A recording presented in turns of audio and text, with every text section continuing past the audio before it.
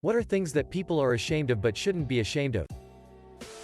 I read about this in another post, but apparently people who are choking on food don't like to admit this.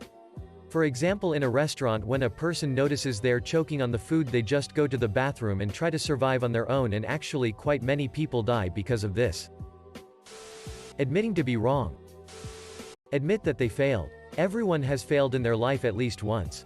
Nobody is perfect and you don't need to be ashamed of. It's human. Walking into a store and not buying anything. Exercising around other people. It's easy to feel ashamed of your own weight, strength, etc. when exercising around others that already have the body image you're striving for. Receiving help from others. We are, many of us, generous and always ready to help. But we have a hard time being on the receiving end. Edit. Thank you everyone for the comments and for the nice awards. A disability. Not knowing something. People shouldn't shame others for their lack of knowledge. Absolutely no one knows everything. Not being good at something that they just started to learn. Their laugh. It's so sad when someone hates their own laugh. Using the bathroom at someone's house or a public place. It shouldn't be embarrassing at all. Just do what you need to do. I've seen people make themselves miserable just to avoid using the bathroom. Wearing hand-me-down clothes that don't fit quite right because they can't afford anything new. Liking absolutely anything that they like.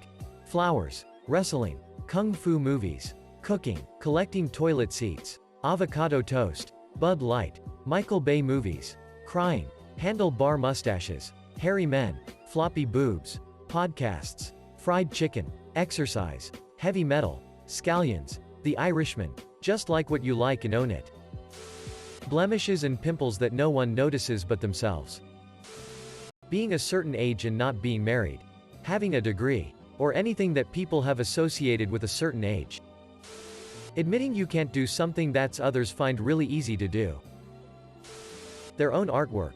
People don't just pick up a paintbrush and start painting masterpieces. Everyone's art starts out rough. The only reason someone isn't very good is because they just haven't had the practice to refine their work. Working low-wage jobs. No one should feel bad for what they do. We all just trying to get by. Not being happy 24/7. Medical and STD issues.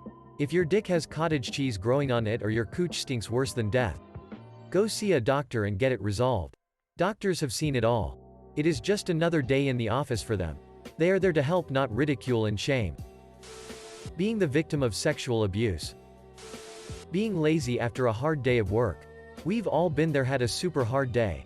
Get home, house needs cleaned, dinner needs made. Instead we order a pizza and chill. Because we deserve it once in a while. Going to therapy. Having hair somewhere. Going to community college. I rescinded an offer to go to an out-of-state school because it would have cost me $160. By the time I rescinded the offer, the only school that I could apply and get accepted by the fall was community college. I was ashamed since I was an honor student in high school and should go to a real college, and all my other friends were going to real colleges. But I enjoyed my time at community college and I graduated with my bachelor's in 2 years. I've also just completed my master's. Don't let other people's opinions stop you, especially if they aren't paying your bills. Admitting to having been the victim of something. Being a recovering ex-addict. When students who generally care about their education fail a class, I know it's tough, and it makes you feel worthless. But it's nothing to be ashamed of. Sometimes things just happen the way they do. It doesn't mean you are dumb or are unable to succeed. Mental illness.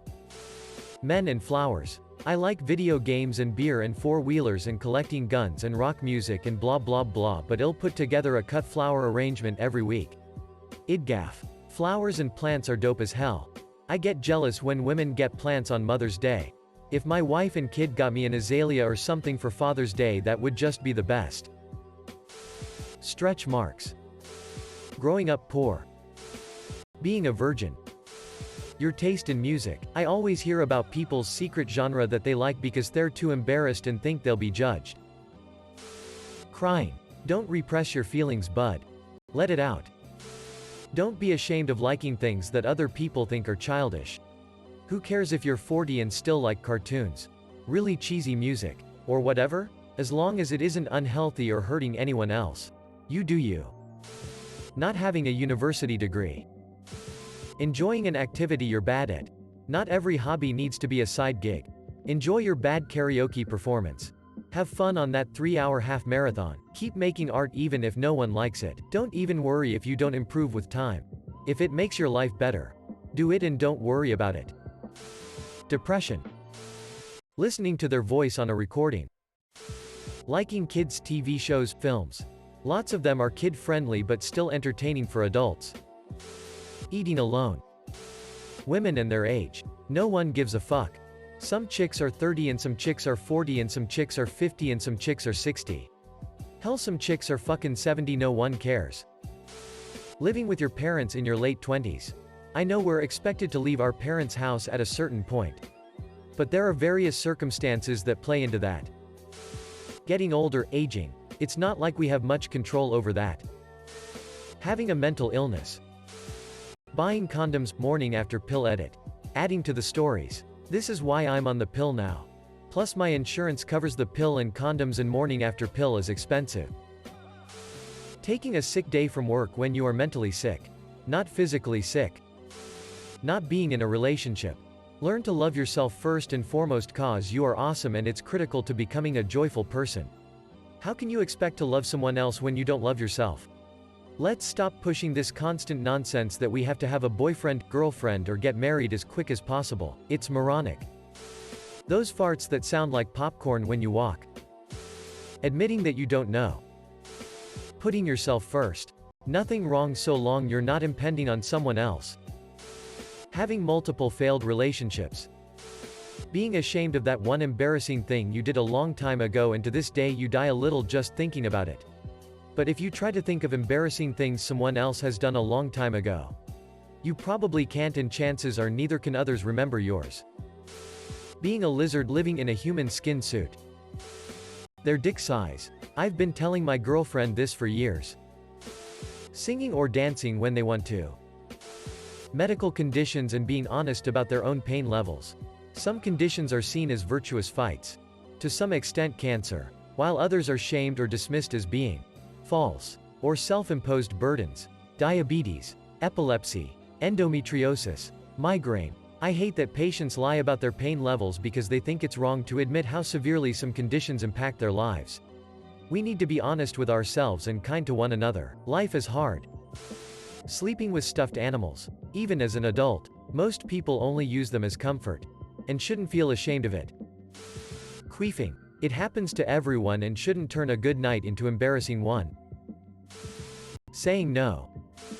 Having herpes. Just be honest. Liking, nerdy. Things like anime and video games or anime about video games. Their genitalia. We are way too judgmental. Not being as successful as other people you know. Having a period. Wanting to come as a woman. Large inner labias. Body hair.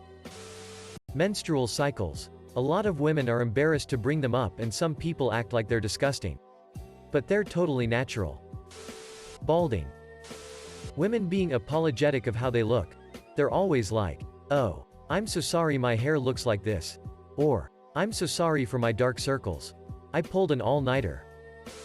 1. Sexual kinks. 2. Things you are born with. Like birthmarks, breasts, penis, etc. The hairs on the body. Boys, girls and society please. Having hairs in places like the legs, armpits or arms is normal. Eating disorders. Admitting they don't know something. It's great to admit, you don't know. We aren't all experts in everything FFS. Being raped. Seeking help for addiction. Belly rumbling. Depression. I have dealt with it for 20 years now and I'm tired of being sorry about it. I have depression. I talk about it like it's a gammy knee. It fucking gets in the way but I have processes to take care of it. No, I don't care that you think it's a taboo subject. Your face is taboo. Raising their hand in class to ask a question. People don't want to seem stupid to others so they refuse to get help. Being a virgin. Not being a virgin. Their sexuality or gender. It makes me sad people feel the need to hide such a huge part of who they are. I wish they didn't have to. I've always loved the weirdos. Other people called us that. Not me. In high school, my friends were the oddballs and misfits, and I've seen a lot of them struggle with being gay. I have a friend who lived in silence and then as a lesbian for years because he was terrified and ashamed of being trans.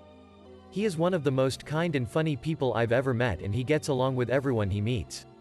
He's more of a man than most men I've met, and we all knew what was really going on, but he was so ashamed he wouldn't tell anyone.